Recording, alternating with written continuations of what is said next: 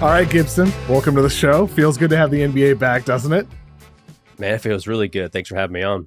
I appreciate it, man. So we're going to talk about the Thursday night games. The moment I'm going to remember most from tonight's openers is the Chet Holmgren block sequence. You had Jokic posting up, Chet Holmgren defending, then the Thunder defense was swarming, helping off of the Nuggets non-shooters. Chet gets the block, hustles up the floor, Chet gets the dunk, primal scream, Thunder bench going crazy, and OKC won that game in Denver, 102-87. The Nuggets had shot 7 of 39 from 3.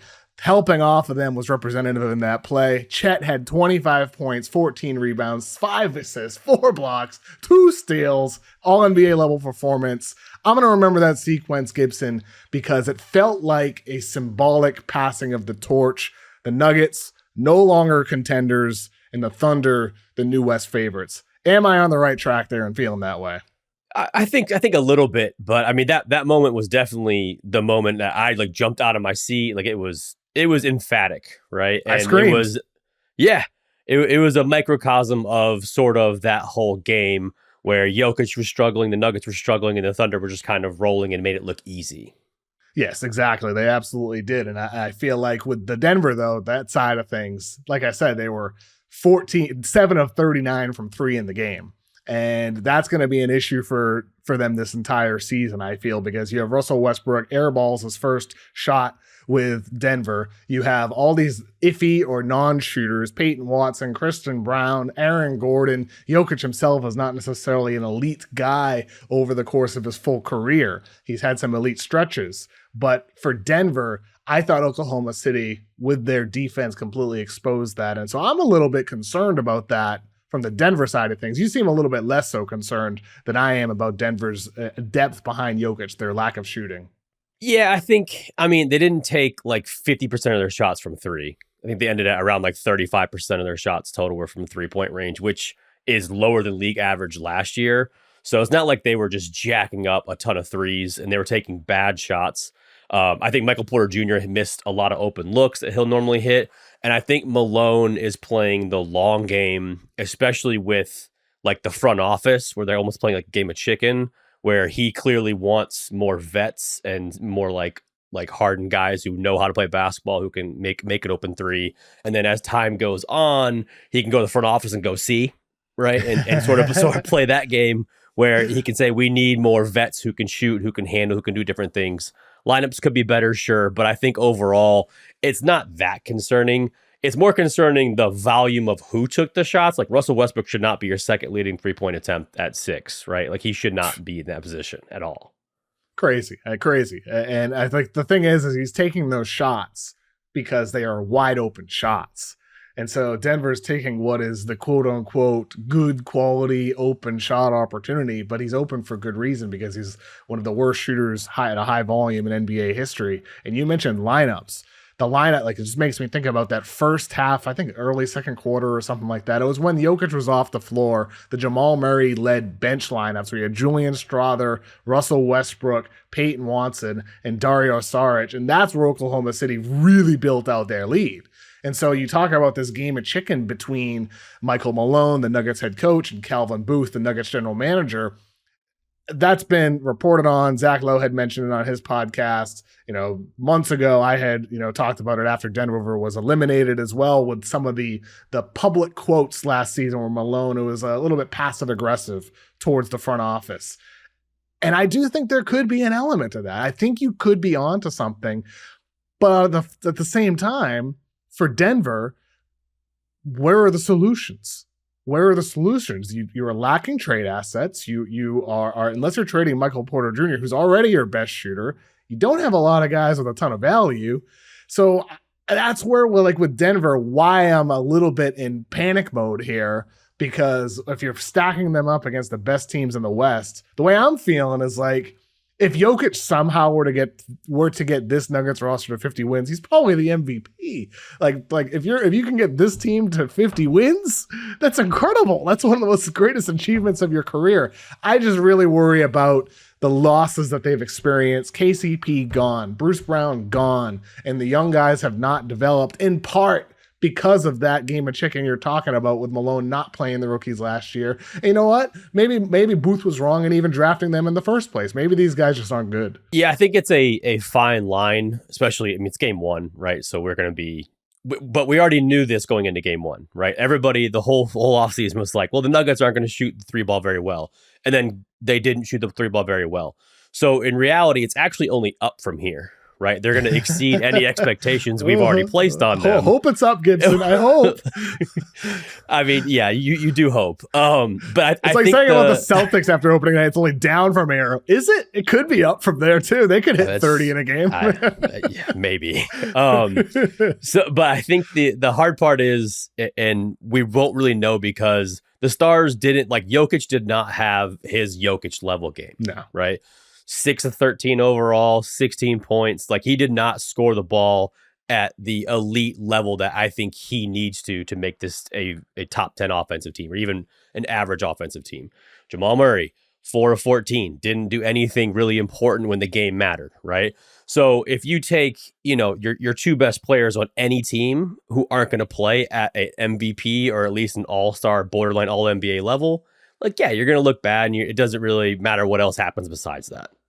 Sure. And I mean, here's the other side of it, though. I don't think Oklahoma City was nearly at their peak in this game either. They were 8 of 36 from 3, missed a ton of open shot opportunities. SGA, as awesome as he was in certain moments, he had the beautiful crossover on Aaron Gordon for the filthy layup. He had the pull three, some beautiful assists, the dump off when he drew 2 defenders to Cason Wallace for the layup. SGA was awesome, and yet he was only 11 of 24. I feel like Oklahoma City has another gear that they can reach, especially when they get Hartenstein back later this season. And I think when some of these young guys in the rotation continue to improve over the course of the season, whether that's Jalen Williams or SGA or Chet, who was already awesome tonight, or even some of the bench guys. So I think the OKC tonight showed they are already at the top of the West. And yet it's like, oh, wait a minute, they're not where they should be even in April. Yeah, I mean, it's hard not to be impressed with them playing a borderline bad game as well, like a poor shooting game and not at their highest offensive peak.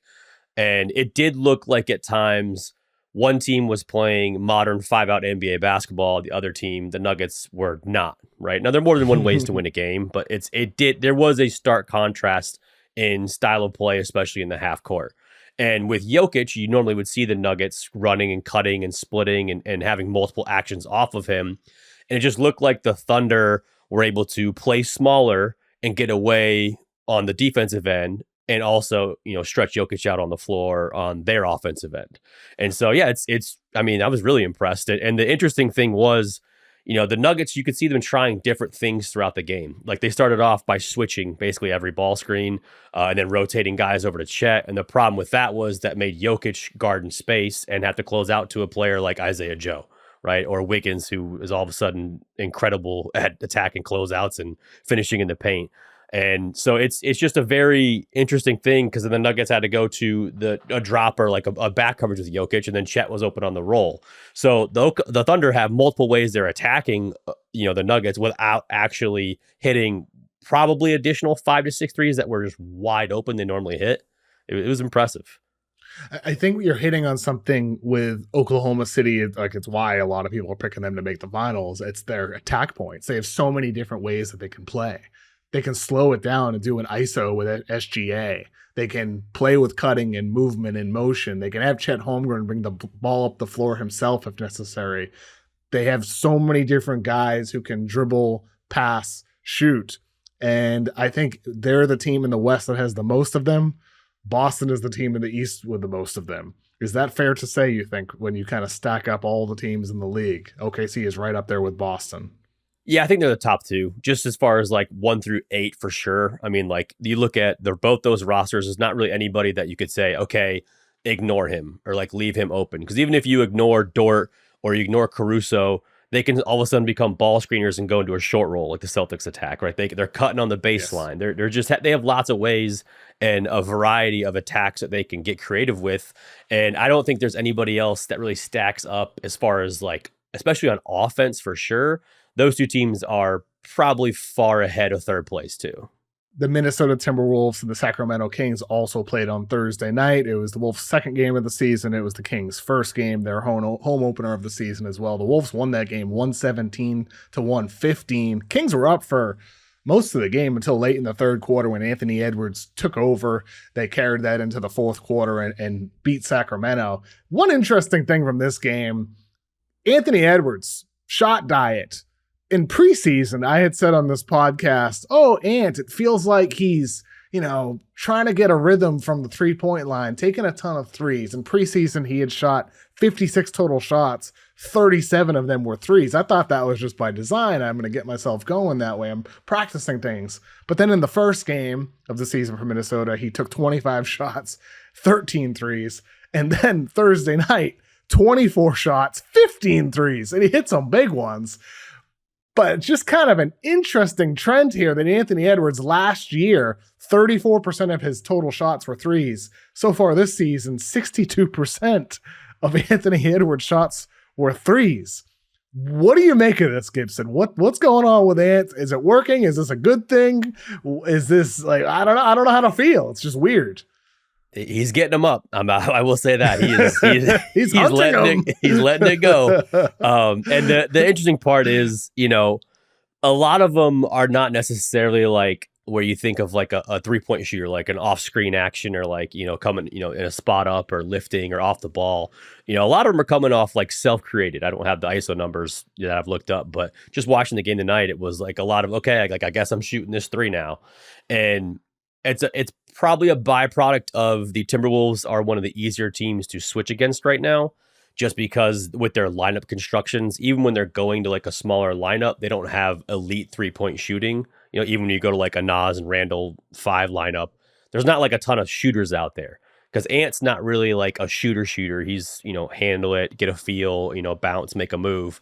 And DiVincenzo really isn't firing at all cylinders right now as far as 3-point shooting. Jaden McDaniel is obviously not. And so you kind of have to have somebody who can shoot. And Anthony Edwards is like, cool, I guess it's me right now. And he's just letting it go. And Julius Randle, at least from Minnesota, he did shoot well tonight. He was 5 of 6 from 3, 13 of 17 from the floor for 33 points. It was a great Randle performance. And I don't want to, Minnesota wins the game. Great second half comeback. Their defense was great against Sacramento in the second half. But I felt like in the first half of that game, despite Randall going off, it didn't feel sustainable to me. It just felt clunky. Like I just feel like they are not where they need to be to get to the same level that they did last season. Do you see silver linings in Minnesota's offensive performance through 2 games in the preseason, or do you kind of share that same? I don't want to say like I'm not pressing a panic switch like I am with Denver, but just a little bit concerning right now where the rhythm is with Minnesota's offense. Yeah, I made a video I think 2 years ago when the first Gobert trade happened with Cat and Gobert, and I called it like too big trouble or something like that. And it was like obvious that the Cat and Gobert pairing was just like not good at all, especially that first year. You got better, sure. But you could see like the theory of what it was supposed to look like. It just would never look like that. Even at its peak in the playoffs, it just never looked great. With this, the hardest thing with the Randall performance tonight is he's playing the Kings, right? Not going to be a top 10 defensive team and have nobody to match up with him specifically. They're playing Sabonis at the 5, so they're playing DeRozan on Randall. Very right? small. Very small. Like it's a perfect Julius Randle, let me go get my 30 team, right? And so it's hard. 5 of 6 from 3 was really impressive. I think he's going to stay at his normal level. He stayed his whole career. But for the most part, you could see how it's going to work in terms of playing him at the 5 in the second lineup better than playing with next to Gobert. Like I wrote down when I first saw the lineup against the Lakers and then tonight, it just doesn't look good with McDaniels and Conley out there next to Randall and Gobert. Like it just doesn't, I don't think it works. Like my brain sees that and it doesn't work right? It's like this is not going to work at the highest levels, right? Against the best teams. And you can see that. Why do you think it wouldn't work at the highest of levels? It's just what'll happen is like Ant will create an advantage, and the whole point of the NBA, especially in the playoffs, is find the opponent's weakest spot and just keep going after that get that advantage, and then just keep that advantage going for the rest of the possession. And so you need players in those offensive possessions to be able to make quicker decisions. And they need to be able to shoot, drive, and then pass, right? Those are like the easiest. We teach that at a high school level every day. They definitely teach the NBA level. And so what'll happen is you'll get Ant create an advantage, and then he'll kick it out to McDaniels, who's always indecisive whether to shoot or not right now because he's still figuring out if he's actually a good shooter or not. Spoiler alert, he's not that good of a shooter right now. And so what he does is he's like, should I shoot it? I'm kind of open. And then he goes, no, I shouldn't. And then he'll either drive it or lose that advantage. Then or if it's passed to Randall, Randall's like, oh, I should, nope. And then he's like, I got DeRozan on me. I'm going to back him down. And then Conley's just not the same level of player he was. And it's fine. So the only player that really, to me, fits that mold would be Reed, right? And so if you play Reed, you can't play Randall, Reed, and Gobert. And then you can't play, if you play Randall and Reed, it's still a little clunky. So you have Ant who's creating all these advantages, but he's the only player who really can, right? Besides them setting a ball screen, Ant's the only guy who can actually say, you know what, I'm a one-man offense. You can't guard me. You start at the end of the game. They had to double him to get it out of his hands.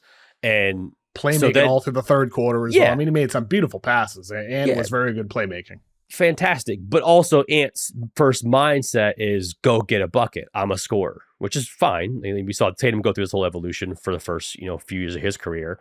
And so whatever happens is like a couple times tonight, Ant would drive, he would kick to McDaniels, and they could play the 2-on-1 on the weak side, right? Which is just play in the corner, player on the wing, read the defense, make an extra pass, and shoot an open three. And half the time they would catch the ball, and by the time they caught it and then they looked and held it, the other defender could rotate, and then the offense kind of stalled. So then it gets to Randall, and then Gobert's low, and then Randall's backing down, and then Ant's standing in the middle of nowhere. It just looks bad from like an optic standpoint, even though it could be an efficient offensive play with Randall going 13-17 tonight. It's just not sustainable. And that's where Minnesota needs to figure out that rhythm and that flow over the course of the season. And I know, I don't know if Randall would accept this, but I do think moving Naz Reid into the starting lineup, Randall to the bench, letting Randall pulverize smaller bench units could allow him to have more games like he did tonight against that smaller Kings front line. And I think with Sacramento, this game was representative of why I think the Kings are just a play-in team at best. They are just too small. They don't have the defense. They are more of a play-in team, and they're fun. They're exciting to watch. I love DeMar DeRozan. I've loved that dude for years. Keegan Murray looks like he could actually be improved. I love that Sabonis is shooting threes. That's important. He was 3 for 4 from 3 tonight. That's very encouraging. That's important for their half-court offense, especially adding DeMar DeRozan, who's more of a mid-range guy. But I just don't think they have nearly enough defensively where you can't even stop this Minnesota team that right now is not clicking with their flow. So I'm a little worried about the Kings side of things. And do you have any first impressions of Sacramento, Gibson? I think they are who we thought they were, right? Yeah. I think they're fun. They're really fun to watch. They get up and down the court. DeRozan and Fox are a good pairing together, like we thought, or like at least I thought. DeRozan going from Toronto, where he could play in that system, to being this system almost in San Antonio and Chicago, and now kind of plugging right in. It's pretty cool to see him though be able to be in those positions where he was the guy in Toronto. Then he fit in with Nurse, took over in that system.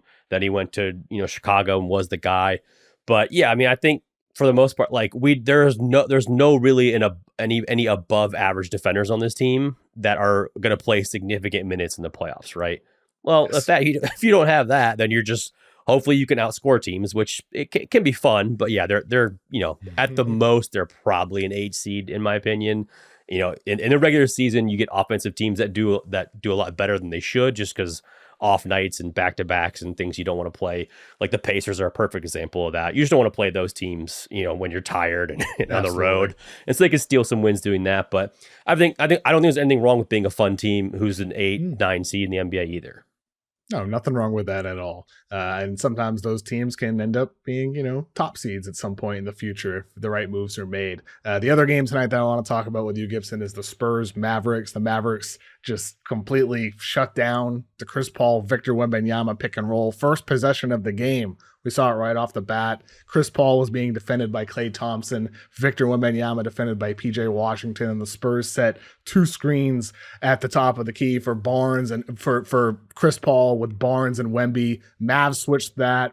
Then Wemby screened again for Chris Paul. The Mavericks switched that as well. And then Luka ended up defending Wembanyama in that sequence, and the Mavericks were okay with that to open the game. They were okay with it pretty much all night. Wemby passed out of it to a missed three. And then in the third quarter, a play that sticks in my mind with that Maverick switch defense was a high ball screen between Chris Paul and Wemby. Maverick switched PJ Washington onto Chris Paul, Klay Thompson onto Victor Wembanyama, and then as Wemby rolled to the rim for the mismatch, the Mavericks pre-switched that and got Gafford on Victor Wembanyama, and then Gafford did a good job defending him from a post fade. So I thought the Mavericks did a really good job at just executing a clear game plan for containing Chris Paul and containing Victor Wembanyama.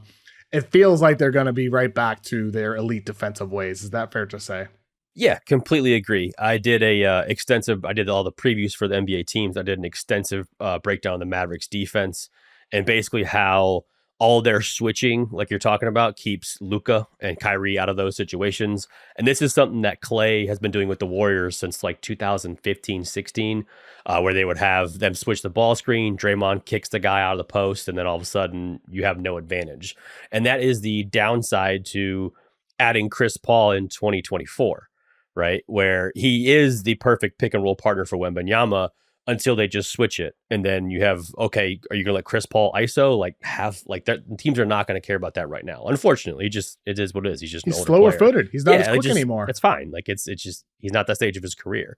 8 years ago, you don't want, it's devastating to switch against Chris Paul. But yeah, the recipe was simple. They basically just switched every ball screen. And then whenever Wemby rolled in the elbow or the post, they just, whoever the big was, usually guarding a non-threat like Sohan off the ball, just kick that guy out, and all of a sudden you've got Gafford matched up on Wemby. You've got Lively on Wemby, and they didn't. And honestly, they didn't even care that much when Wemby rolled against like Luka or Klay. They were just like, yeah, cool, throw the ball in the post. And a big thing they did was, or at least what it looked like on the film was, every time Wemby rolled, they basically attacked his hips in his center of gravity and just tried to push him 2 or 3 feet out. Right, so he couldn't roll into a deep seal, so he couldn't get as close to the basket, so the switch could be easier. But if he caught it, they could trap a little bit easier too, and a little bit further out, so that way he couldn't catch it in like a scoring threat. Is Wemby kind of facing the young Kristaps Porzingis issue right now, where KP would be defended by some smaller guys, and his only move really was to shoot over the top. He didn't have anything else. Wemby, I mean, as brilliant as he is, even in the opener on Thursday, he hit some impressive shots in those post-ups, but he was only 5 for 18 from the floor. He has not been a super efficient post player going back to last season. Is that kind of like, really, people talk about the shooting with Wemby, 1 of 8 from 3, but is it actually post play that's most important for him to develop, considering those switching defenses? I don't know if it's the most important, because NBA teams don't post up like that anymore. Right? Like it's just not. Well, Jokic and Embiid, it becomes a super efficient play for those guys. Yeah, but it's not a high enough volume where they're doing it all the time. Right? Like I think the most post touches in the NBA last year per game was like 20, 25. Right? So you're talking about at the most 20% of your team's possession if you're like a high volume player. So yes and no. Like being able to have a quick catch and maybe a quicker go-to post move, sure. But I think it's more important for him to develop like a face-up game out of the mid-post, right? And you saw him later in the game, he kind of got more comfortable and was coming off and hitting some early shots, either off a roll or in like ISO against smaller players, sure.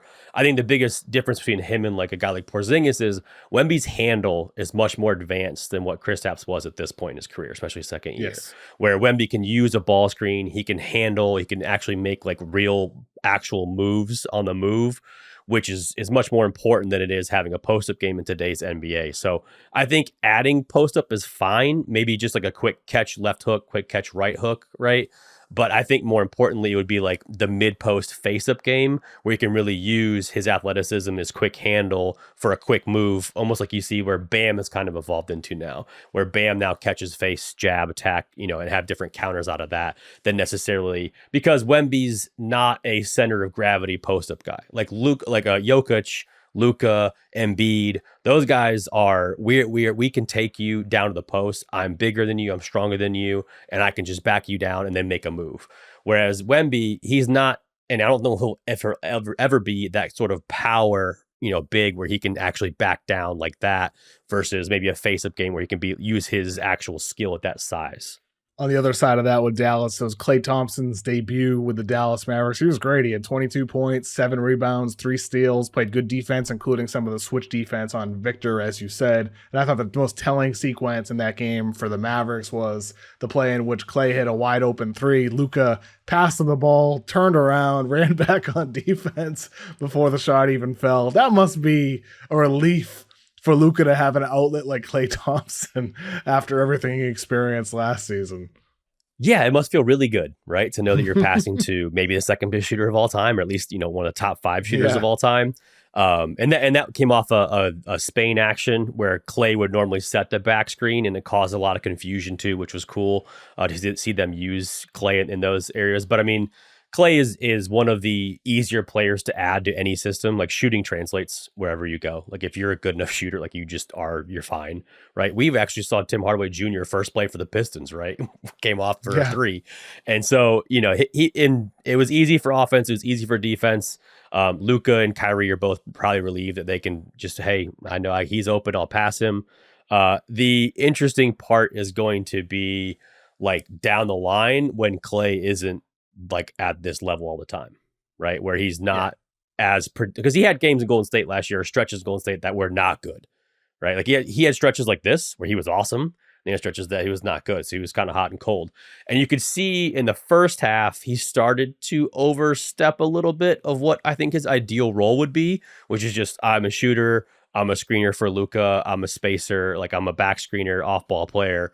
He had a couple of possessions where, like, he came off a ball screen and, like, missed it, and I think he airballed the next 3 right after that, when Luka was, like, open at the top, and I was like, ooh, that's interesting. Like, that was weird. But then it kind of, the rest of the way, he kind of was like, all right, I guess that was my one opportunity, and then he settled back in to kind of like the normal role. But yeah, he was great, and Klay's one of my favorite players of all time to watch, so it's cool to see him, having fun on the basketball court again. And I think defensively there will be greater tests for him individually as well. Like San Antonio, San Antonio just feels slow to me. Like you mentioned, like Chris Paul at his age, Victor's not where he will be in the prime of his career. Like, it just feels slow and sluggish. Like, when it comes to shot creation, they don't feel like an athletic, quick team to me. And I kind of wish Victor had that around him at this stage of his career. But so for the Dallas side of things, that's where greater tests will come. And for San Antonio, it's like, I don't know about playing this year. I don't know. I'm not so sure there. Yeah, it didn't look great. I think when Vassell comes back and hopefully slots into that maybe Sohan spot on offense, I think that will alleviate a little bit of my concerns, because it just didn't look like you couldn't do anything, because nobody's going to respect Chris Paul from 3 and Sohan from 3. And it's like, all right, Wemby's not like that level of 3-point shooter. Like, he was like 33% last year. So it's like, all right, the whole, like, I took a couple of screenshots, and the entire paint where Wemby had the ball was just packed.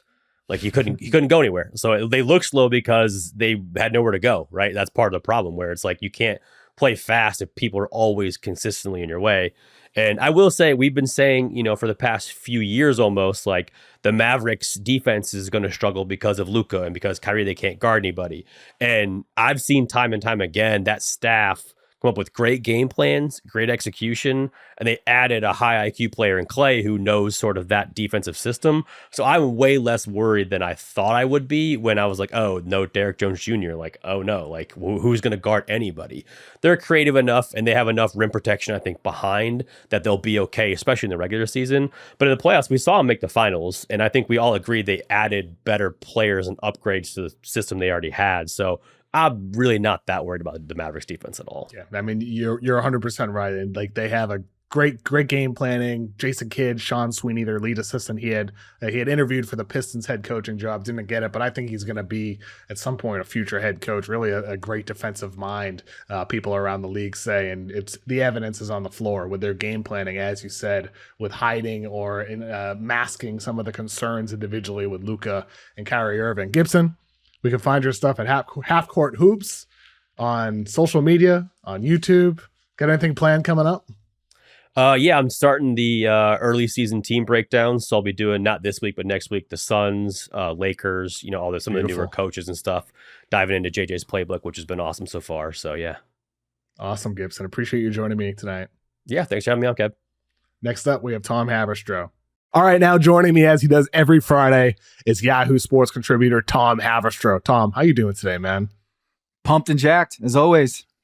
I love to hear it, Tom. It makes me happy. It gets my day started. We're very, very, very happily, because you know that's my Pete Carroll stolen phrase, late 90s Patriots head coach. We're recording this on Thursday morning, this section of the podcast, so we're following up on Wednesday night's games. We got news this morning that Dejounte Murray officially did fracture his left hand.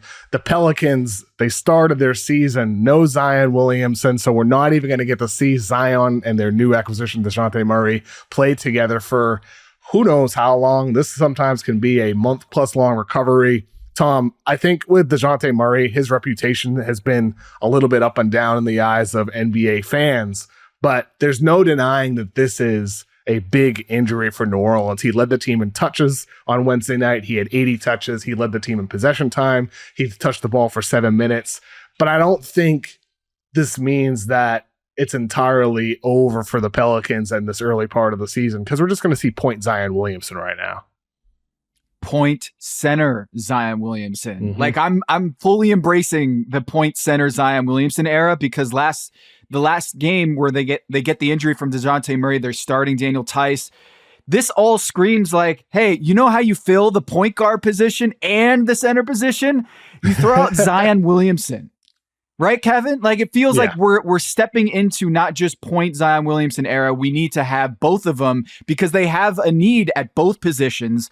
And so Dejounte Murray, if they're gonna reach the highest points of their season, they need Dejounte Murray. So last season, Kevin, when you had point Zion with no CJ McCollum, no Alvarado, no Kieran Lewis Jr., you had Zion Williamson at point center, essentially.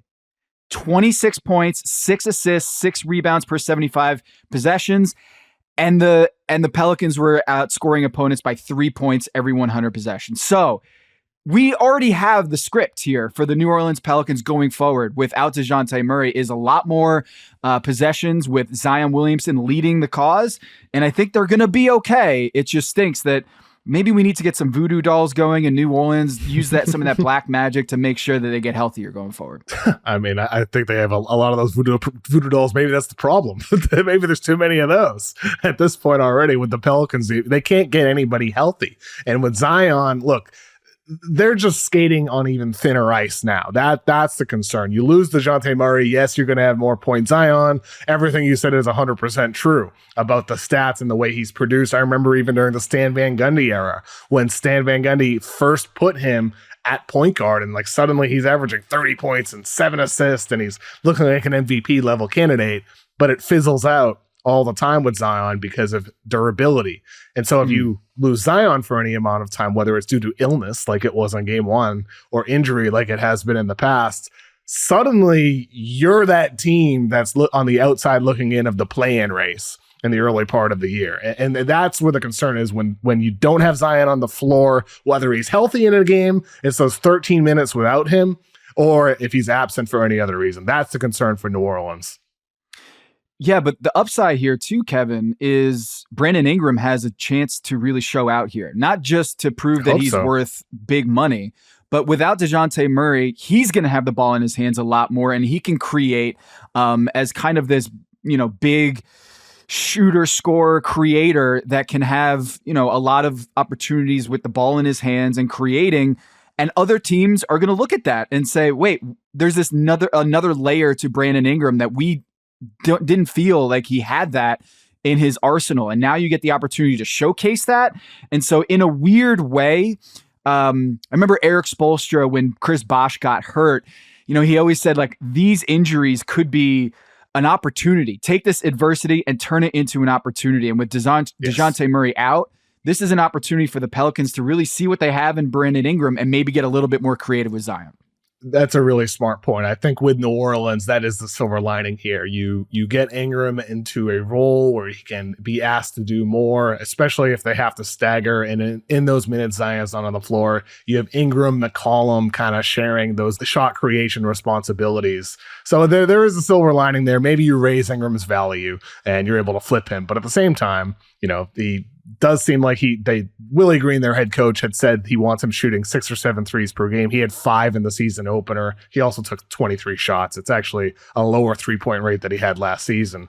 But we'll see if he ends up taking more threes or if now this requires him to run more pick and roll. Also in Wednesday night's game, the Sixers got blasted by the Bucks, 124-109. That was a national TV game. We had reports earlier in the night from Shams Charania, who said the NBA is likely to begin an investigation later this week into the Philadelphia 76ers surrounding the player participation of All-NBA center Joel Embiid. And then he later wrote, it's typical for the NBA to review a team anytime a superstar player misses a nationally televised game as per the player participation policy. So, Tom, I ask you, if this is typical, as Shams wrote, what do you make of this actually being reported? Is like this like a threat from the NBA to say, hey, no screwing around here? Like, what's the reason for this if this is typical?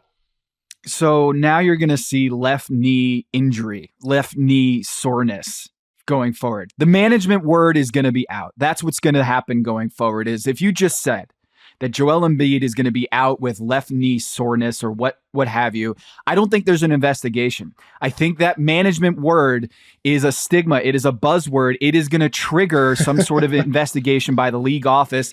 And you're going to see, I think, going forward, teams getting rid of that word management so they can avoid this situation. And it's also, Kevin, an admission that the Philadelphia 76ers view the regular season as an 82-game preseason. That's it.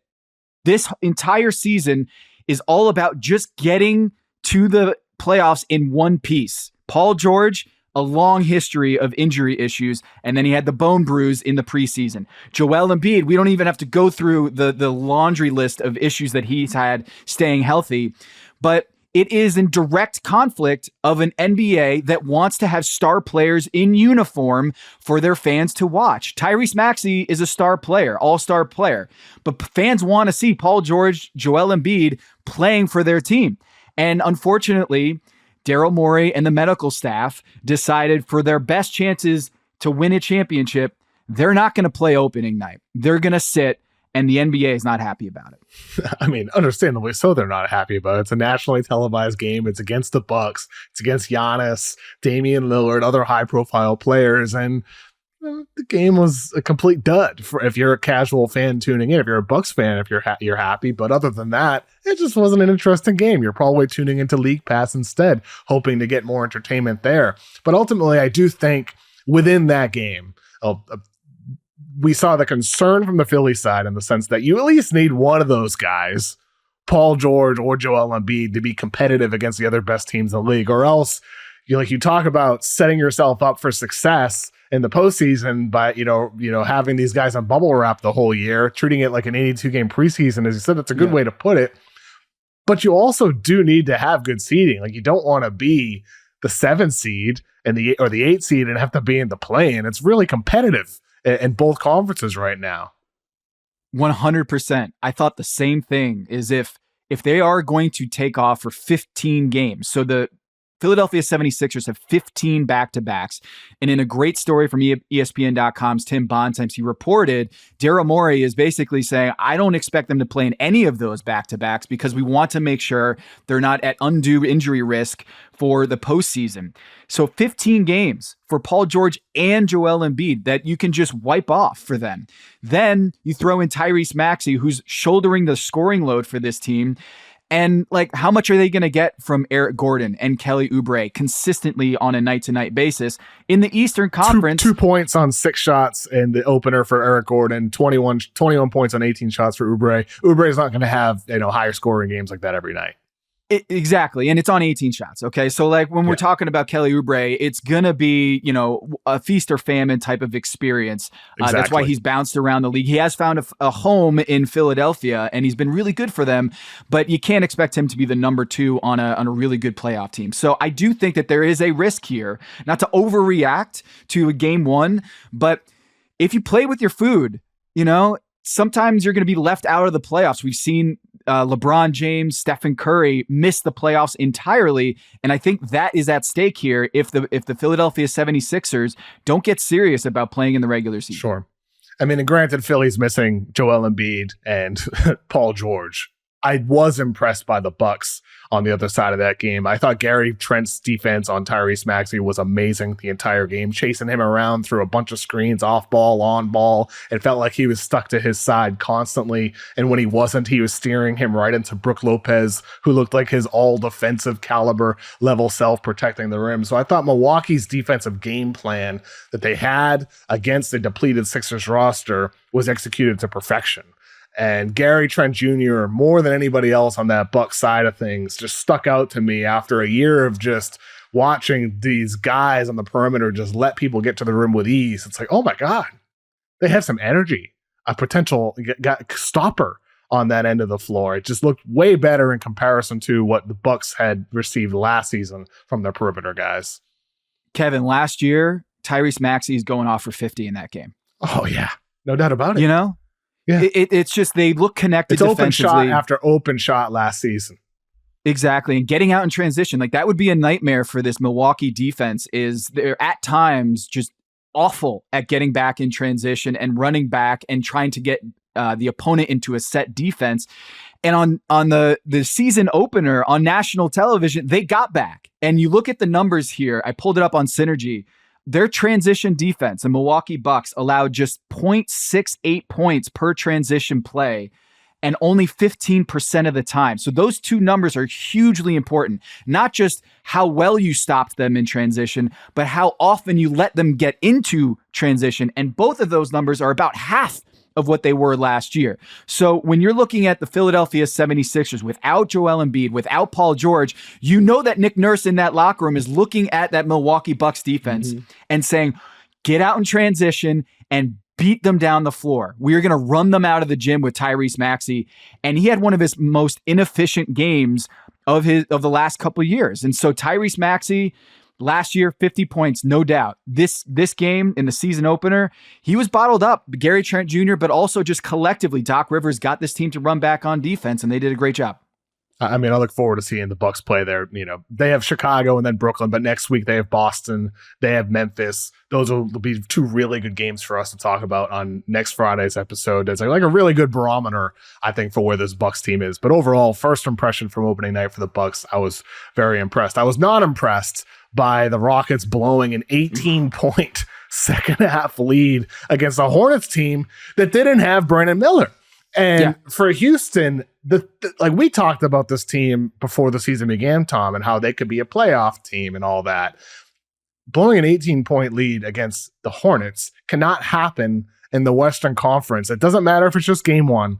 Losses like this can't keep piling up when the West is so loaded and everybody's going to be competing for the playoffs, really, aside from the Blazers. You need to win these games, or you're going to be that team that's just not in the play-in. So from the Houston side of things, it just felt like a repeat of something we saw so many times last season. Is this a sign that we are indeed going to see the same type of Houston team, or am I overreacting to just a game one loss and I should chill the hell out right now? I was watching the Blazers-Warriors game, working that game, and out of the corner of my eye, I saw the Houston score, and I was like, oh, yeah, my prediction that they're going to make the leap this year is great. Like, man, I'm looking smart right now. And then I look up like 20 minutes later, and the Charlotte Hornets are blowing them out in the second half, and they win the game. I got to tell you, LaMelo Ball, when he's got it going, is top 5 league pass, top 5 most exciting player in the game. The stuff he does, so fun. It's so fun. I mean, and I don't even know if it's effective, but it's fun. Like there's times it was effective last night. The step back it was threes, effective, but he followed up on one of his missed threes with a layup, looking like Larry Bird. He shot it and he was like, "Oh, that is way off," and then it just bounced off the backboard. And he was the first one to get to the ball. And he laid it in. But there was another time, Kevin, where he was looking. He did a no-look pass from half court, where he looked at the other basket. He looked at the empty side of the court with a no-look pass, and I think it was Grant Williams who hit the three. I'm like, what are you doing? But it works. You know, some of these theatrics and some of the style of LaMelo Ball rubs people the wrong way. But I'm all for that style, especially when it comes to winning basketball games. They needed every bit of that. They only had 6 minutes of action in that game with LaMelo Ball and Brandon Miller on the floor together. And they created magic. The one dunk that Brandon Miller had in traffic, outstanding. I'm so excited to see LaMelo Ball and Brandon Miller play together. It is very concerning to me that the Houston Rockets let that happen on their home floor against a shorthanded Charlotte Hornets team. But LaMelo Ball, man, he is awesome. Yeah, LaMelo, 34 points, 11 assists, 8 rebounds last night. He was absolutely unbelievable. Got wherever the hell he wanted on the floor, hit the craziest shots, had the put back, missed 3 layup we mentioned earlier. I thought he was tremendous. And you have Trey Mann off the bench, and he was great. They had him with the ball in his hands a lot down the stretch of the game. And that's one of the things with LaMelo. LaMelo is this, just absolutely glorious playmaker. Like, he's got flair. You mentioned the no looks. He makes the smart passes. He made the pass to Brandon Miller on that poster dunk for Jabari Smith on a cut. His intelligence is high level as a playmaker with the ball in his hands, but because he's a knockdown shooter, he can play off of others, and he's selfless. We've seen him set screens. We've seen him as a cutter, and we've seen him stand in the corner watching Trey Mann go off. So I think with this Hornets team, they have so many different points of attack, so many different shooters. And this is why, one of the reasons why I'm bullish on them is like, hey, maybe they get into the play-in and maybe they're actually a playoff team this year. So I was highly encouraged there. The opposite feelings compared to Houston, where, welcome to the NBA for Reed Shepherd. Fred VanVleet has to shoot 18 times in that game because they're not getting a lot of creation elsewhere. VanVleet, I like VanVleet. Sometimes he pisses me off. I feel like we saw his limitations in the game last night, where VanVleet, he can get hot. He can, just hit a ton of threes. But when he's not feeling it from 3, the problem with VanVleet is he's not a guy who gets to the rim. And when he does, he's a 50% guy at the rim. That is not good. And he's not a guy who gets into the mid-range. And when he does, he's not good. He's like a 40% guy from mid-range. So if he's not hitting threes, he's not giving you a lot of plus offensive production. And I thought that was the case with Houston in last night's game. And, if VanVleet's your best player, that does put a real cap on what your team is going to be.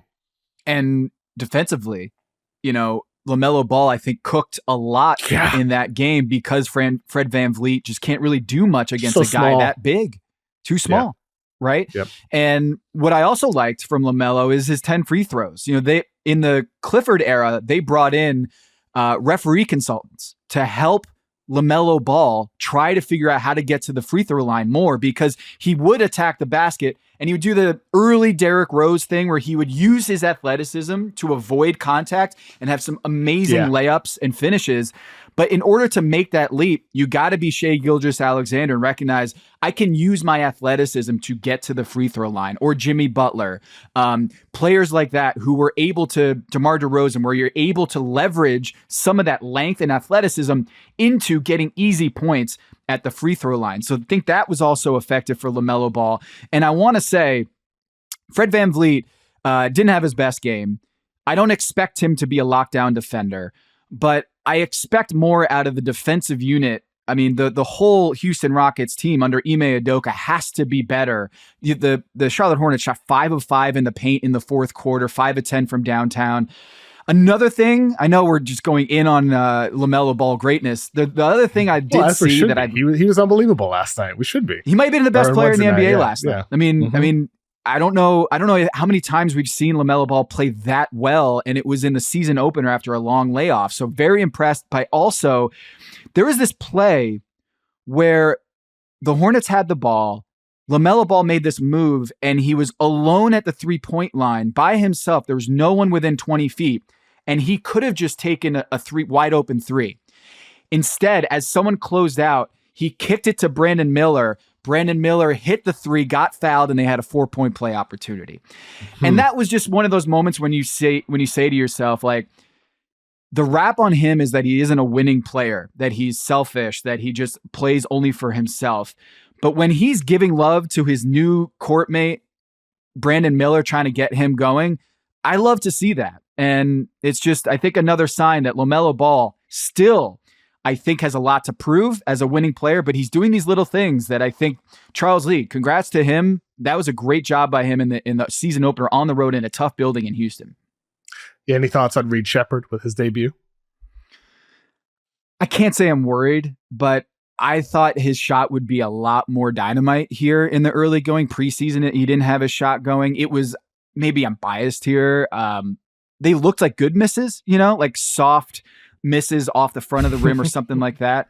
But you're not thinking Jimmer, are you? You're not thinking Jimmer Fredette? No. I'm still team Reed Shepherd. I feel like they need to get more of him on the floor. I don't think we have a Jimmer Fredette situation, but I do think, Kev, what is up with the rookie class? Yeah, really, everybody struggles. Everybody. No Edey player fouled out for Memphis. No player, including Zach Edey, who fouled out, like you said, played more than 24 minutes in any of the games in the season opener. Not a single rookie. Yeah. Okay.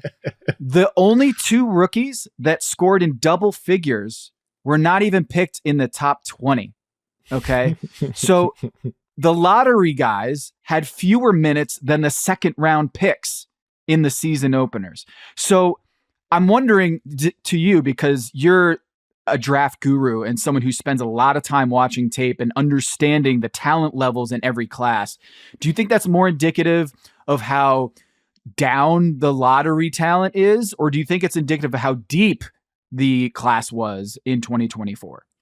I think it's a little bit of both. It is deep. I mean, like you see Jalen Wells, he played a lot for Memphis. He's, a little bit older, provides a clear-cut skill with his shooting ability. So I think he's going to play more. Like Jamal Shed, upperclassman. He's a, lockdown defender, reliable point guard. So he's older, second-round pick. He's going to play a little bit.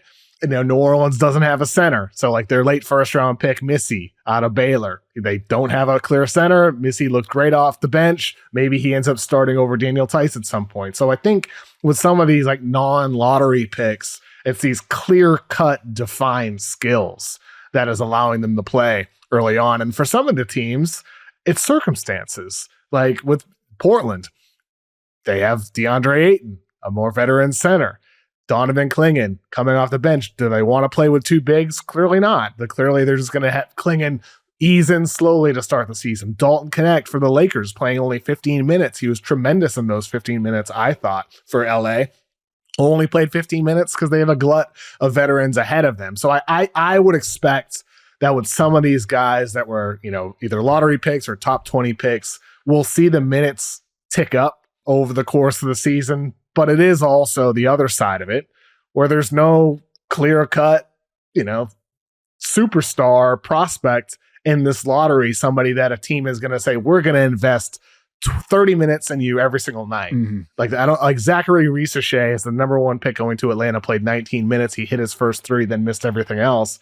Risacher is somebody they're going to ease in, I think. So I would anticipate that what we saw in the season opener probably will be a trend where these guys start to trend up slowly over the course of the season. Why do you think otherwise? I saw how good Donovan Clingan was in the preseason, and he didn't have it going, but no one else on the Blazers really had it going. After the game, Chauncey Billups said not a single player played well. So this isn't just Donovan Clingan. I think it was a bad night for a lot of the Blazers, and I think Clingan's going to be much better going forward. I'm still a big believer in his talent. He had 14 points, 20 rebounds, 4 blocks, 4 assists against Utah. And like that I know it's preseason and vets aren't playing that hard, but man, I didn't suspect the rookie class to be this ineffective or less making their imprint on the NBA going into these opening nights. So I'm still team Reed Shepherd, but I'm a little worried, and I'm hoping that Ime Udoka says like we need more shot creation, we need more stabilized offense. Alperen Şengün can't create everything for them as the hub. I hope that they play more Reed Shepherd because 9 minutes was disappointing. Yeah, I mean, they got to play him more. You just got to throw him out there. You mentioned Donovan Clingan and the Blazers. Let's talk more about the Blazers in a second. But first, I want to remind listeners to subscribe to the Kevin O'Connor Show if you haven't done so already. It really does help out if you do that. All right, Tom, you mentioned the Blazers. I want to play a little game for this segment here called Fact, Fiction, or Fantasy. Fact would mean you agree with the statement that I share. Okay. Fiction means you think the statement is completely false. And fantasy, you believe the statement might be a bit of a stretch, but maybe it could pan out. We'll see. That all sound good? Fact, fiction, or fantasy? Let's do it. Okay. All right. Let's start out with the Blazers. They lost 139-104 on Wednesday night against the Warriors. Scoot Henderson entering the fourth quarter in that game. He had 13 points. He was 4 of 13 from the floor. This is entering the fourth quarter, and then it was garbage time. He went off in the fourth quarter. You can read into that if you want to. I come away still feeling a bit concerned with Scoot. I know you see the flashes when he pulls up from mid-range sometimes, but the drives to the rim, Tom, like I feel like he's just struggling to find angles and create space in the ways that we kind of hoped for when we saw him playing for the Ignite. So our first fact, fiction, or fantasy, Scoot Henderson will never be able to deliver the expectations that the Blazers had set for him. Oh, I'm going false there. He's 20 years old. I'm not concerned to the level of saying he can never get there. However, I do think that the Blazers are expecting him to take a big leap this year from the 3-point shot, from the pull-ups. But I think the drives to the rim are good. He's getting to the rim. It's just finishing. There has to be a sense of purpose when you're up in the air, or a sense of what I'm going to be doing here, a roadmap for him mentally to, kind of get through the thicket of all the defenders who are trying to block his shot. He's got the athleticism. He's got the lift. It's just a little bit of the touch when he gets up to the rim to just figure out a way to lay it in. Like Derrick Rose, Allen Iverson, these guys were elite at getting to the rim, but also their touch around the rim. It was a beauty to behold. And I think that's the next layer for a 20-year-old Scoot Henderson is to figure out that touch around the rim. He's got to figure it out, but also he's like Derrick Rose is an elite of the elite athletes. Scoot's a good athlete. I know. He's speedy, he's strong. He's like a great football athlete, but from in terms of vertical leap, he's not Derrick Rose. He is not John Morant. And Allen Iverson is so much more quick and shifty off the dribble with the lateral movements. So I think with Scoot, that's where the concern is with me. But at the same time, with Portland, you have Anthony Simons starting ahead of him. You have Shaedon Sharpe and Scoot Henderson, who are going to be coming off the bench together once Shaedon Sharpe comes back. I'd like to see Portland. I mean, I like Simons, but maybe you flip Simons and you just go all in on the investment in Scoot. If you really believe in Scoot, I don't think you want him being a guy who's playing garbage time. They're getting smoked. Like the stats were padded. He finished with 22 points on 18 shots, but the game entering the fourth quarter was just not very impressive from the Scoot Henderson side of things. And so yes, he's young. I'm not giving up. He's a hard worker. He's a really good kid. He's going to do everything he can to maximize his potential. That's why I kind of come away feeling, maybe Portland's just got too many guys ahead of him. Is that more fair than saying that he won't live up, but maybe there's too much blocking him? Yeah, it's an interesting dynamic with Anthony Simons, who I think is too small to play full-time two guard, and he's the first one to admit, like, defensively, he has a lot of room to grow on that end of the floor to be able to guard twos or bigger players. And he's so good at creating that gravity as the ball handler. He's such a good deep 3-point shooter that he makes others better around him by virtue of just drawing two to the ball. And so you want that guy to have the ball in his hands. And Scoot Henderson, I think a lot of it is just confidence. I think a lot of it, Chauncey Billups threw him into the fire in the beginning of last season saying, hey, you're our guy. You're the face of our franchise. We're going to start you. We're going to play you 30, 35 minutes against the NBA's best. And now they're taking a different tack, which is like, hey, let's have you anchor that second unit, play with Donovan Clingan, develop that chemistry, and that's the way that they're going to go here going forward. And I do think that confidence will go a long way for a young player who's 20 years old, like I said, who's struggling to find his groove. I do think that, he does need to see the ball go through the basket a couple times in order for him to get going. And maybe coming off the bench will give him more opportunities to do that. 0 of 5 from 3 in the season opener for Scoot. On the other side of that, the Warriors went with a 12-man rotation, something a little different. Steve Kerr said after the game that he couldn't justify taking anyone out, which is fair. I mean, I think with this Warriors team, they have 10 guys that are like the 7th best player on a roster. And he says he's going to stick with it. And I thought it was really, really, really interesting what Stephen Curry said after the game. Steph was asked about, what does it mean to you to like be selfless after he had talked about there's been great energy from training camp. Everybody knows you're going to get opportunity. And Steph had a really, really interesting answer when he was asked, how do you define a healthy ego? What he said was, believing that you're an impactful player out on the court and you have a certain skill set that you can showcase every single night, but it's not your night. You're not sticking out like a sore thumb with pouting or complaining, woe is me. The NBA is a tough job. It's a tough environment. For our team to be successful, everybody has to bring their best self and, again, commit to the group. I share all that to say, fact, fiction, or fantasy. This Warriors 12-man rotation is going to keep everybody fresh and happy, so much so that other teams begin to start adapting this into their own rotations, deeper rotations with a deeper league. Is this just another form of load management, Kev? I think it could be. Could also be shots at Klay from Stephen Curry. I don't want to go there, but I don't want to go there. Could be shots at Klay. I don't want to go there, but it could be shots at Klay. It could be load management too. Or it could be, Kuminga or any of the other young guys who, he and the rest of the organization want to be on the same page about, the goals for this franchise and putting your ego aside. Like, that's a message for the locker room and maybe someone else's locker room. I'm not so sure. But Klay was crying and whining all of last year. It is a dramatic change from last season where you have Klay pouting on the bench.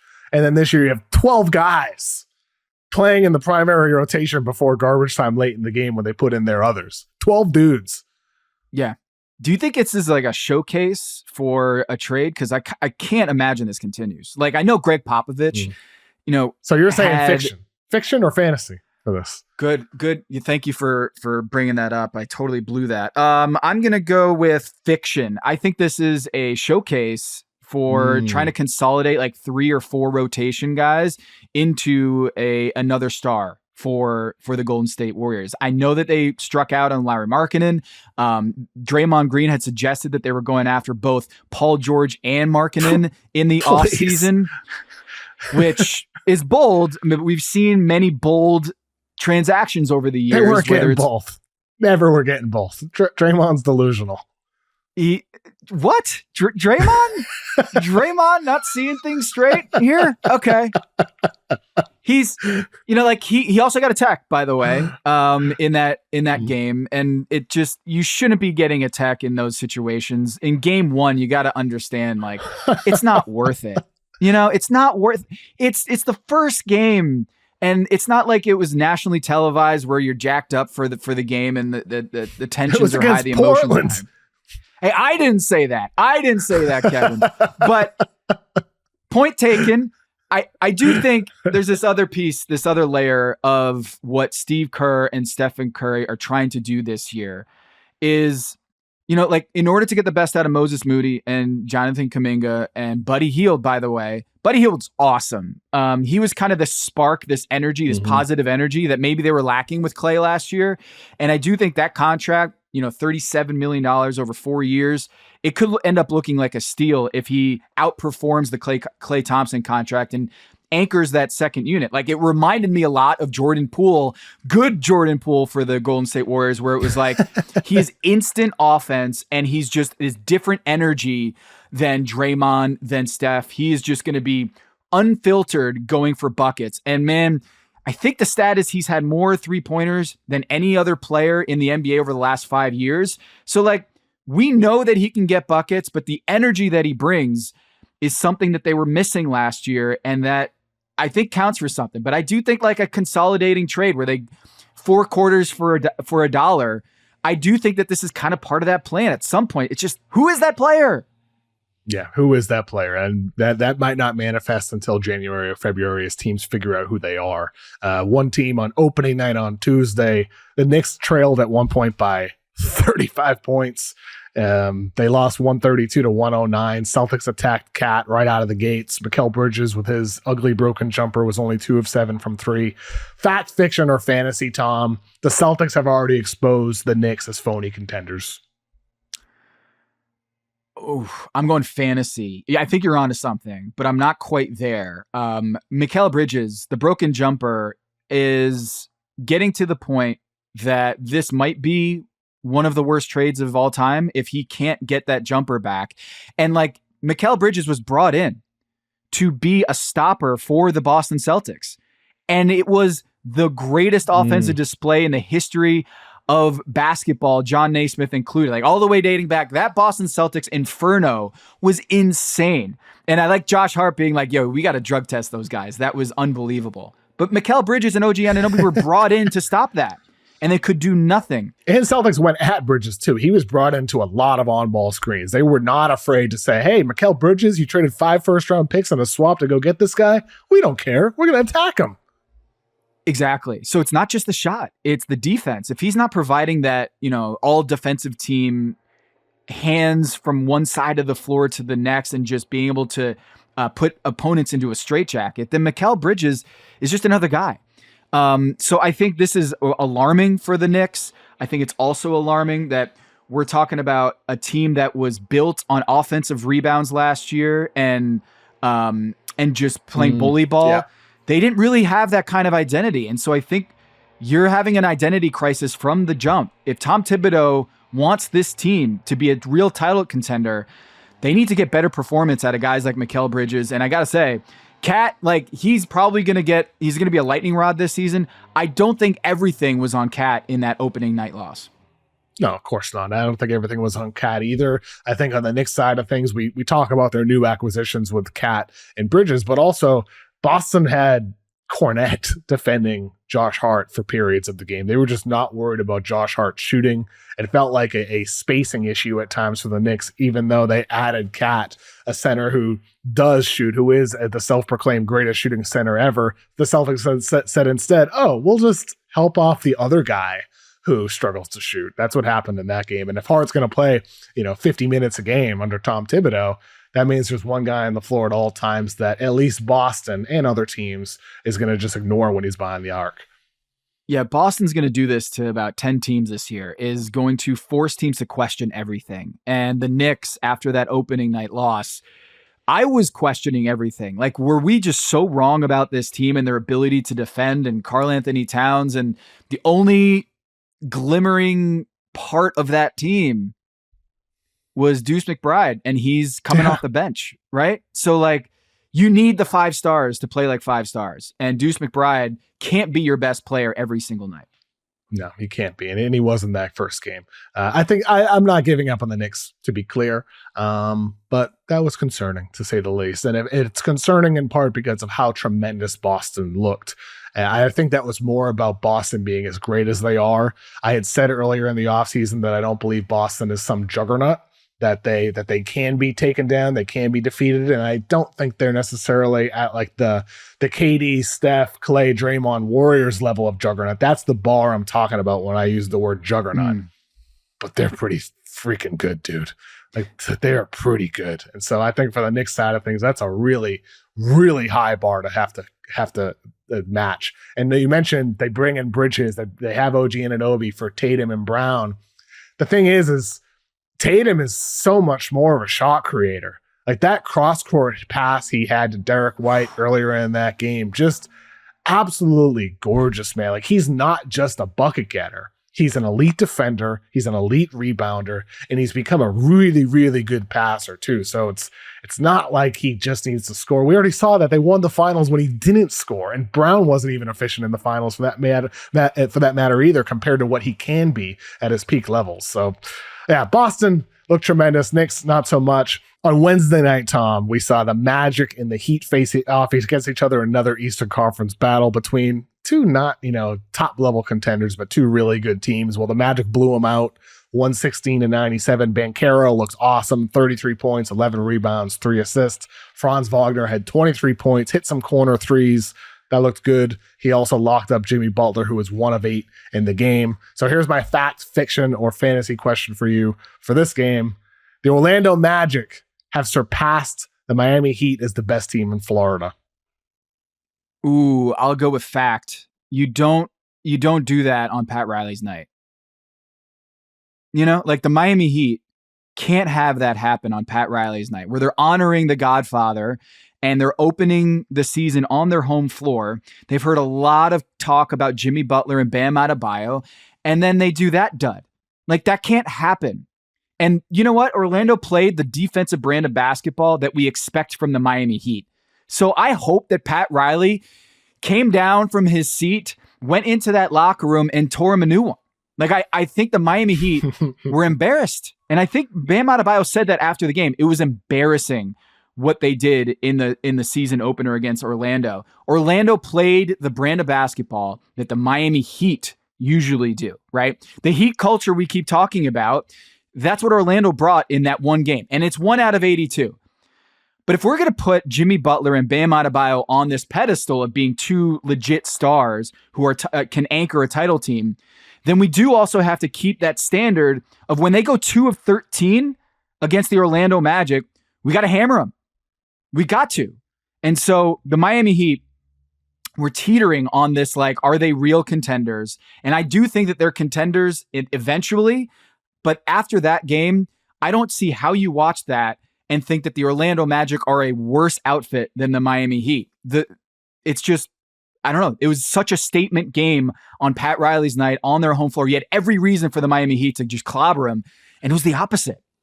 Yeah, I mean, it was. And I felt like with Orlando, they shot a hell of a lot of threes. Over half their shots were threes as well. You had Franz hitting threes from the corner, very encouraging after his, really cold stretch ever since February of last season and through the Olympics and through preseason.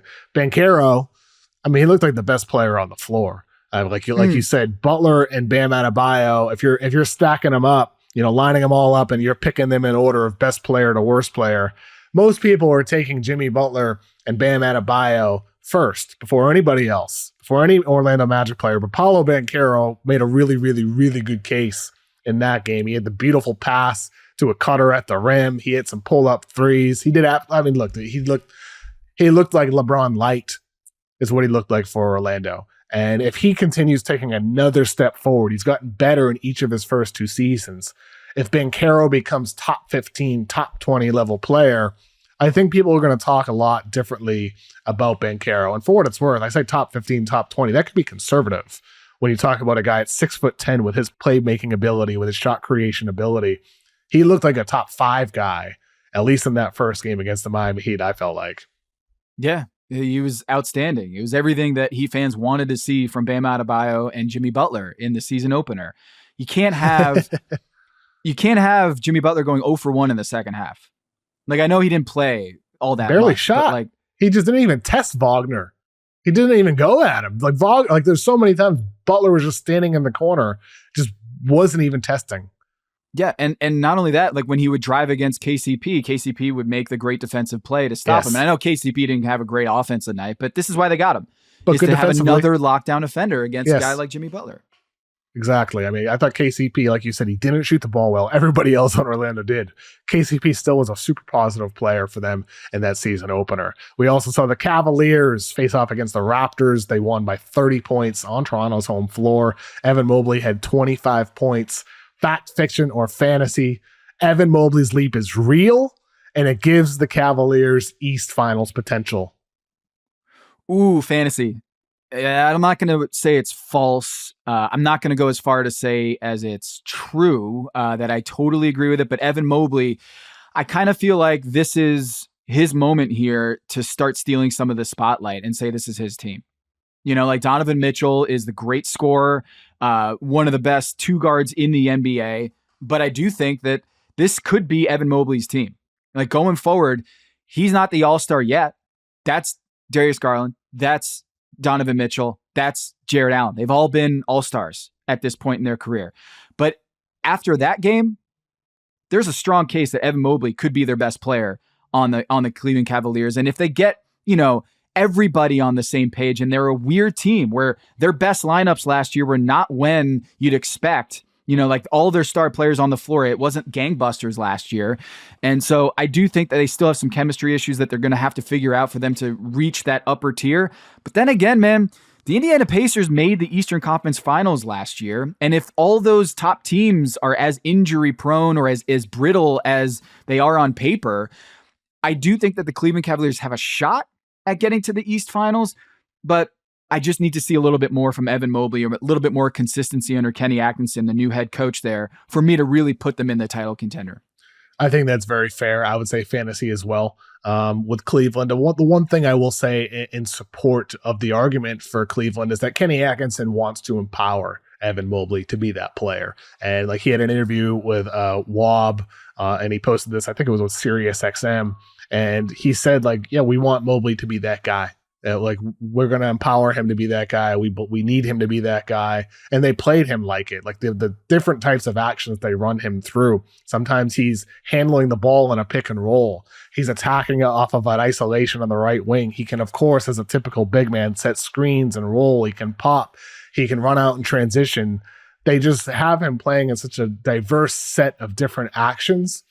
Kenny Atkinson, a coach who I think is very good with X's and O's. He was going back to his days with Brooklyn. He was very good with the Warriors as well. Added a nice ingredient to that Warriors coaching staff. I think he's going to be really good for Evan Mobley.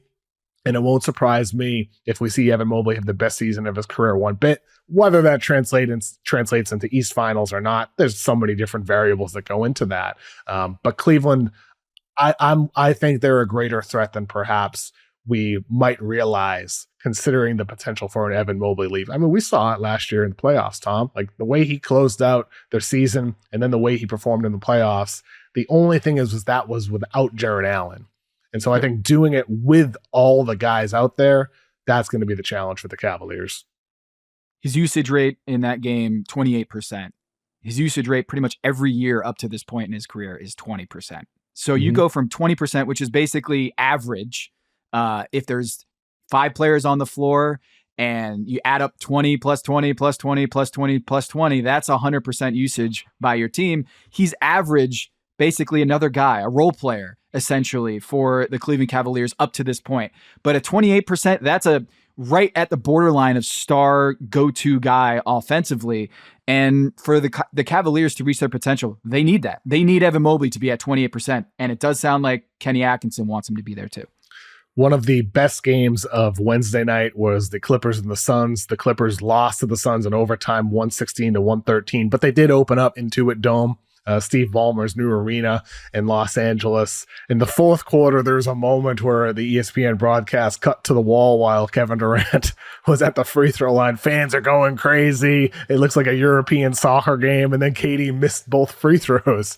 And then after the game, KD said in his interview, it's probably the best arena he's been in. And he congratulated Ballmer for it. So fact, fiction, or fantasy? The Clippers are going to go from having one of the worst home crowds in sports to one of the best in the NBA. Fact. I'm all about it. Wow. I'm You're all buying. about it. Wow. I'm buying it. I'm buying all the stock in the Intuit Dome. I'm loving this. I think NBA environments are so sterile in the sense that, like, everything is so homogenous. Every arena, by and large, feels like the same thing. Whereas in other sports, we don't have that at all. We have different climate variables in the NFL, the dome, or playing in outdoor temperatures where you have Lambeau Field, you're playing in a foot of snow, or in Buffalo. There are these like environmental changes that make your home court or your home field feel like it's yours, right? You don't have that in the NBA. Every NBA arena, it just seems like it is a carbon copy of the other NBA arenas. And so in baseball, like the Houston Astros put a hill in center field with a foul pole in the middle of it. Like They put a flagpole in the middle of a hill in center field for like 20 years. Or like Boston, I grew up going to see games, and you have the Green Monster, this massive 37-foot tall wall in left field, and then they put seats on top of the wall at one point, and I sat up there. It's awesome. So you and I, both Red Sox fans, grew up in New England, worshiping at the altar of the Green Monster. How are you not a fan of the Wall? The Wall is great. We need more of that. Like here in Charlotte, we have Charlotte FC, and we have a supporter section that is for free. You can go to the game for free and just sit in the supporter section, and it's a great vibe. We need more Cameron Indoor Stadium vibes in the NBA. It is going more corporate, not more fan friendly, and I do think this is a great way for not just the Clippers to gain an advantage. I want everybody to see what the Clippers are doing and Steve Ballmer doing and try to copy that and do something really cool in their arena, because I just think it's too homogenous in the NBA.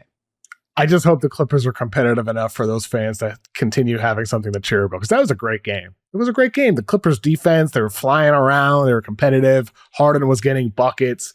Look, I don't know when or how much Kawhi is going to play once he does return, but the Clippers at least looked like a team that's easy to root for, even if they're just a play-in team or even if they're not a play-in team. They at least looked fun to me, a fun team to root for with great energy. So I don't know if I'd go all the way at saying like one of the best home courts in the NBA, because that means you're competing against Boston and New York, but the competition is not necessarily great when it comes to home crowds. There's a lot of quiet arenas around the NBA. So can the Clippers be one of the 10 best home courts in the NBA? I think that's very possible. It really is. Oh, come on. Yes, it's going to happen. Yes. It's going to happen. It's now going to be a storyline. Like, I am going to track this, Kevin. I am going to track opponent free throw percentage in front of the Wall going forward this season. I want to see if Devin Booker and Kevin Durant missing free throws is a legit thing that they can gain an advantage going forward. It's a future big number episode. A future big number episode. You just launched your new podcast, right, Tom, on Thursday on the Yahoo Sports NBA feed with Dan Devine. Big number with Tom Haberstroh. Is that true? You know what?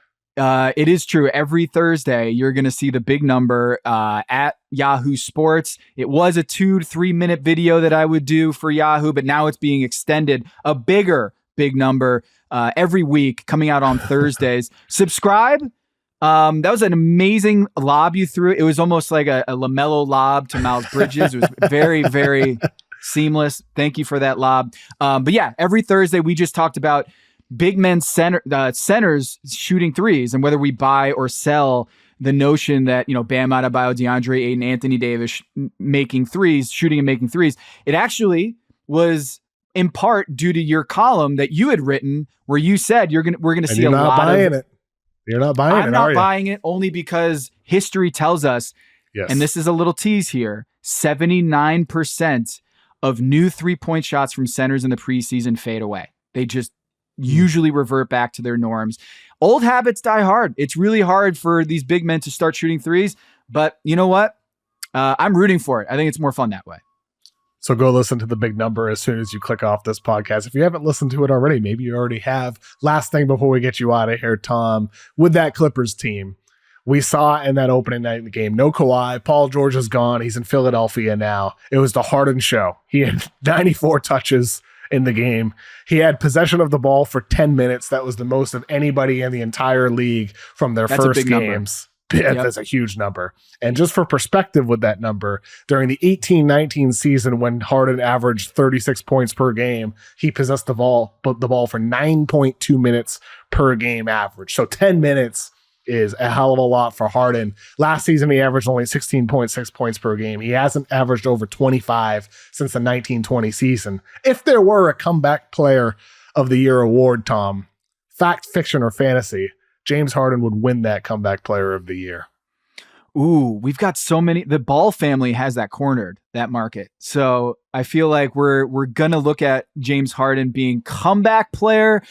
I don't know if comeback is the right word because it's like he's already been an MVP. He's already been a scoring leader. I kind of feel like 16 points per game is he might be a 25 plus guy again this year just by virtue of the fact that no Kawhi for who knows how long. Yeah. We could be looking at like Zubats, point guard Zubats for long periods of stretches if James Harden gets hurt. So they need this. They need James Harden to go back to D'Antoni Harden for them to compete on a nightly basis. It's just when you're talking about a guy who's 35 years old, like that prime Harden years, that was what, 5-6 years ago. And so can his body hold up? And you saw like the mental mistakes there at the end in overtime where he drops the pass. It just feels like that's something that was like, maybe that's like just a total random thing. But I kind of feel like that's when you're fatigued, you're tired, and maybe you just that little take your eye off the ball and you lose the game. He also doesn't get to the basket the way he did before or draw fouls the way he did before. He's actually like in a league where everybody's shooting threes now. Harden has he's brought back the mid-range. He's taking pull-up mid-range jumpers because he's not getting the basket as much anymore. But Harden becoming even more of a jump shooter with threes and mid-range rather than threes and layups. It's a new, different type of James Harden at this point of his career, but it's fun. I had fun watching that Clippers-Suns game. I had a good time, and I want to go to an Intuit Dome game. You got to come out to LA at some point, Tom. We got to go to a game. Yes, we got to go to the Wall. We got to experience why it's the number one fan experience in the NBA now. And you know what? It's not a high bar to clear. It just feels like every NBA arena feels like the same thing, more or less. And I love the idea of creating some sort of cool dynamic for the fans. And especially without Kawhi, no Paul George, do something weird. I want more weird. Well, Tom, thanks for joining me as you will every Friday this NBA season. Have a good day, man. Thanks, Kev. Thanks to Tom Haberstroh for joining the Kevin O'Connor Show. Thanks to Gibson Pyper as well from Half Court Hoops. Thanks to John and Brett and the entire team for working hard behind the scenes to make the show happen. We need mailbag questions for next week. Hit me up at kocshow@yahoosports.com. Send video notes, voice memos. We'll take written questions as well. We'll be doing that mailbag again next Tuesday. Please be sure to subscribe as well. Appreciate you. Have a good weekend. Enjoy the NBA games.